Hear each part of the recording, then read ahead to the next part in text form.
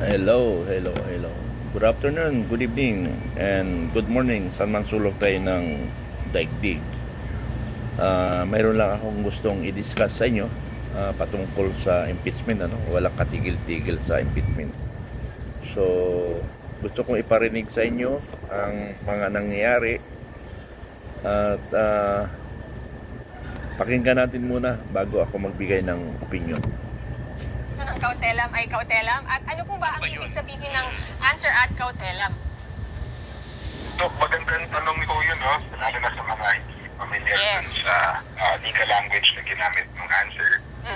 Kautelam, tama po yung pronunciation.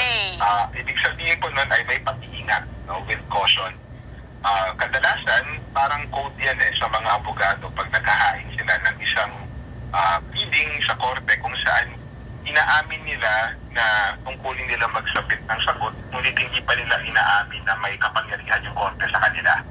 So para lang hindi magmukhang nag-submit na sila, no, o umamin na sila dun sa jurisdiction ng korte, kadalasan sina-file yung ganyan na pleading. So in effect, pwede pang questionin yung jurisdiction ng court dahil ganyan yung kanilang final na pleading? Yun yung malinaw na balak nila. Kung pupusisihin nyo yung answer, nakasulat din kasi dun sa unang paragraph nila, unang talata nung sagot nila na parang hindi nila binibitawan yung mga maaari nilang iakyat na objection doon sa jurisdiction o kapangyarihan ng Senado.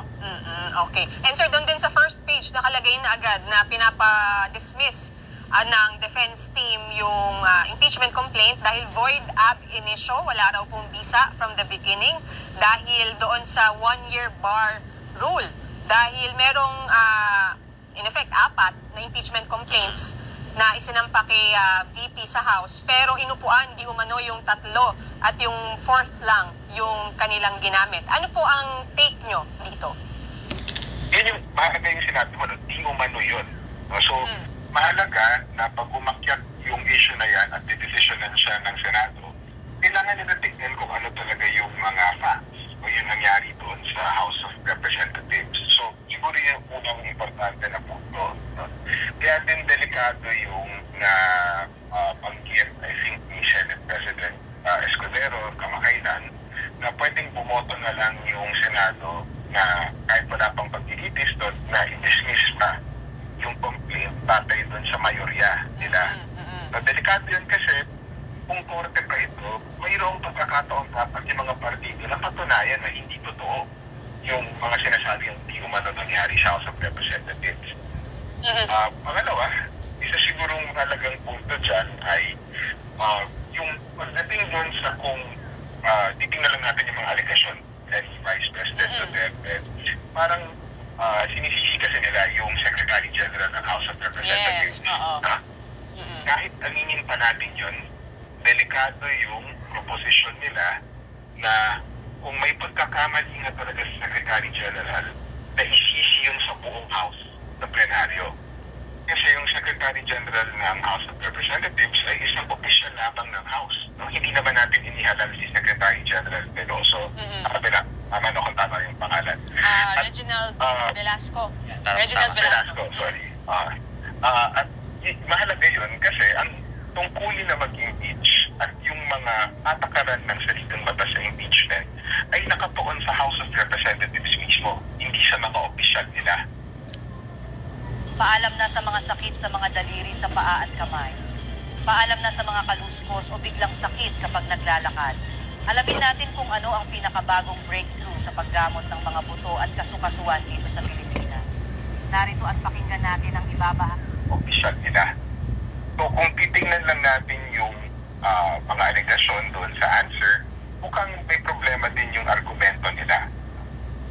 Pero doon sa procedure na nangyari sa House, sir, tama ba yun? Kasi di ba ang sinasabi, kapag may nag-file, once na may mag-file, dapat ipadala na sa Speaker's Office, sa committee, pero ang nangyari nga, hinintay yung 4th impeachment complaint.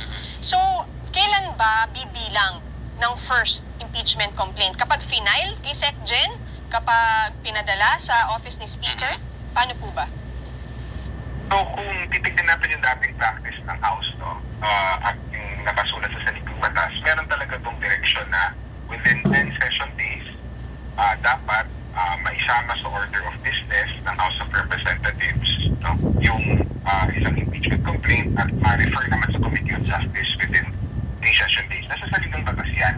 So hindi ko alam mismo, wala naman akong knowledge dun sa facts mismo na nangyari sa House kung nangyari na talaga yun o kung ano yung mga dahilan ng House of Representatives, particularly ni Secretary General Velasco, kung bakit hindi siya na-refer. Pero despite that, yung uncertainty natin dun sa mga nangyari talaga sa House, siguro nalilihis nito yung isang punto tungkol dun sa rule na yun, kung bakit may gano'n nakatakaran sa sinigang batas. At pinapaliwanag yun ng Korte Suprema na kaya may ganoon na patakaran ay una, no, para hindi mapatagal masyado yung proseso. Pangalawa, upang hindi siya maging pagkakataon na maharas yung isang respondente sa impeachment complaint. At kung titignan naman natin yung House of Representatives na proseso kung ano nangyari sa kanila, hindi naman pa kasi pinasagot si Vice President Duterte. So mukhang palagay ko hindi pa naman. Kung ilang ang titignan natin na facts, mukhang hindi naman nalabag yung 1-year bar rule. Siguro, attorney, pakipaintindi lang sa publiko kasi ang dami-daming prosesong nangyayari ngayon, di ba? Naguguluhan na yung taong bayan. Parang at the end of it, ang gusto lang naman ng mga tao either matuloy ang impeachment or hindi. Pero ang dugo at ang technical ng mga nangyayari ngayon, gaano po ba kahalaga itong pinagdadaan ng mga proseso na ito ngayon na may mga pinapasubmit, may mga kini-question? Ano po ang magiging in-effect ito moving forward dito po sa pinag-uusapan nating impeachment trial? Siguro, so kung yung pag-uusapan lang natin ay yung mga hinain ng partido, mahalaga yung articles of impeachment galing sa prosecution, mahalaga yung answer galing sa depensa. No? Mahalaga yung dalawa na iyon dahil patay sa nakaraan natin na experience sa impeachment, binibigyan talaga natin ng pagkakataon yung depensa na mabigyan naman ng version niya. No? So, mahalaga talaga yun sa ating sistema kasi pagkakataon din ng impeachment para sa isang official na akusado, nalilisin ng kanyang pangalan. Yung iba pang nangyayari, no, yung moves to dismiss it on these procedural objections, babalik tayo dun sa issue ng remand sa House of Representatives, yan yung mga bagay na hindi mahalaga sa pananaw ko, sa akademikong pananaw ko lang. Kasi kung una, titignan natin yung saligang batas, malinaw yung proseso. Diba? Galing muna sa House, tutungo siya sa Senado, maglilitis doon. Kung titignan natin yung patakaran ng Senado, malinaw din yung rules on impeachment nila. Bibigyan ng pagkakataon yung depensa na sumagot, matapos na nag-iitis sila. So lahat nitong mga parang panggulo sila dun sa nangyayari. At tama yung sentimiento mo, at taong bayan din siguro, na bakit ba tayo nakafocus dun sa mga legalidad na kailangan natin sumangkuli sa mga abogado? Yung impeachment, proseso yan na accessible sa lahat ng tao. Kung babalikan yung corona impeachment at testado impeachment, kahit hindi ka abogado, hindi ka ako abogado, na maiintindihan mo yung proseso na yun kung nanonood ka lang. Kasi malinis nga yung proseso sa saligang batas. So, siguro importante para sa mamamayan, sa inyong mga tagapakinig, at sa civil society natin na magpatuloy na itong kaso na ito ay naguguluhan na tayo minsan at mag-focus tayo sa pinakamahalagang bagay, which is yung pagpapakita ng ebidensya at pagdinig dun sa depensa din ni Vice President Duterte. Opo. So last na lang, sir. So hindi pwede yung motion to dismiss na nabanggit nga ni SP Escudero. Sa palagay ko, no, hindi. Hindi siya pwede dahil sa dalawang main reasons. Una, wala siya sa rules ng impeachment. At ilang beses na natin mukhang nailabag yung rules na yan. Importante na bumalik doon. Yung rules kasi, binibigyan niya ng pagkakataon na maayos yung proseso at isang question na alam naman natin mahirap siya politically. Nahahati yung bansa natin. Yung rules, ang trabaho niya ay para pag-usapan lang natin kung ano yung pinakamahalagang bagay. Yung pangalawang dahilan, mabilis lang, ay batay siguro yan sa practice ng Estados Unidos.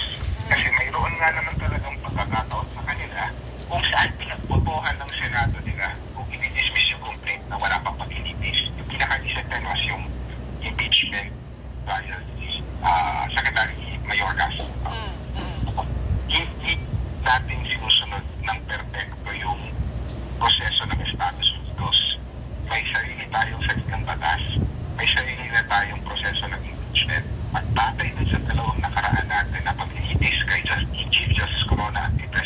sana, mas mahalaga sa taong bayan natin, hindi yung boto na politikal, pag yung pagpapakita ng ebidensya at pagdedesisyon batay dun sa ebidensya.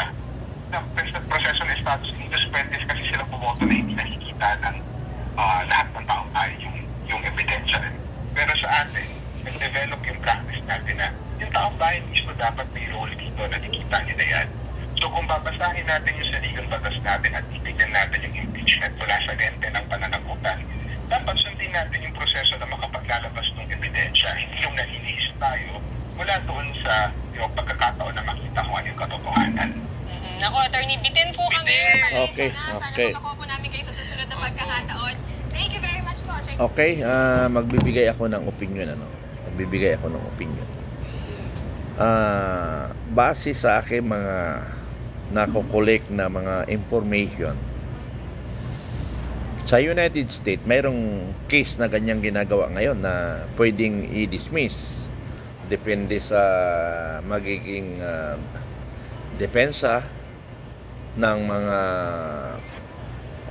judges, kung ma-considered. Kung ma-considered yan, magiging basihan yan ng susunod na mga impeachment, Then yung pangalawa, sinabi ni attorney na kailangan malaman ng taong bayan ano bang nangyari, may katotohanan ba, kasi will based doon sa merit, doon sa mga ebidensya na ipipresenta ng prosecutor. Yun ang gustong sinasabi ni attorney. Now, in my opinion, depende na ngayon yan sa mga defense, yung mga sumaside kid kay Sara Duterte na matuloy o hindi. Kung matuloy, ibig sabihin magaling yung argumento ng defense lawyer man o defense judges doon sa pumapanig kay Sara. Na kung matalo, ibig sabihin ay mahina ang defense ng depensa, mahina ang defense. So, ganun lang yon. So, yun. Pero kung nakalusot, another reference yan sa another impeachment. Kasi pangalawang impeachment ngayon yung una kay Estrada, ngayon pangalawa pala kay Corona, so magiging rules yan kung sakaling makonsider ngayon. Kasi ang pinagtatalunan dito sabi bawal, sabi ng kabila hindi. Alin ba ang totoo? So judge talaga ang magdedesisyon. Kasi nga, iisa lang batas ang pinagtatalunan nila isang batas lang pinagtatalunan nila, pero hindi sila nagkakaintindihan. Normally, kasi nga, based on the mandate ng mga abogado, mali man o tama, kailangan idepensa mo. Humanap ka ng butas, katulad nung sa Kempatuan. Alam na natin silang pumatay pero napakahirap sentensya because magaling ang abogado, yung abogado si Fortun, Parang ganun lang yan ang mangyayari sa impeachment. Pagalingan ngayon dito sa presentation. Kasi nga, iisa lang ang batas nila. Kung magsalita isang side, tama. Pag nagsasaang siya, tama. So, sino ang mali? So, wala, di ba? So, ang magde-decide ngayon dyan, depende na sa argumento, Kasi nga, wala balik-balik lang sila na ang sabi pa nga ng mga mystery media na mga against Duterte is bawal sa batas.